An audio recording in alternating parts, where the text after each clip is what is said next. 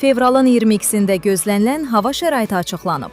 Milli Hidrometeorologiya Xidmətinin məlumatına əsasən, Bakıda və Abşeron yarımadasında hava şəraitinin dəyişkən buludlu olacağı, əsasən yağmursuz keçəcəyi, lakin səhər bəzi yerlərdə az çiskinli olacağı, axşam isə yağış yağacağı gözlənilir. Arabir güclənən şimal-qərb küləyi axşama doğru mülayimləşəcək. Havanın temperaturu gecə 3-6 dərəcə isti, gündüz 9-14 dərəcə isti olacaq. Atmosfer təzyiqi 765 mm civəstunundan 762 mm civəstununa enəcək. Nisbi rütubət gecə 75-80%, gündüz 60-65% təşkil edəcək.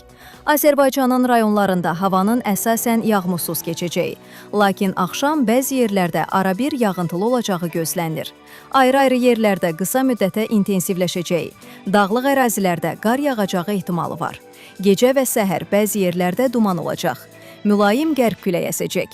Havanın temperaturu gecə 1-6 dərəcə isti, gündüz 9-14 dərəcə isti.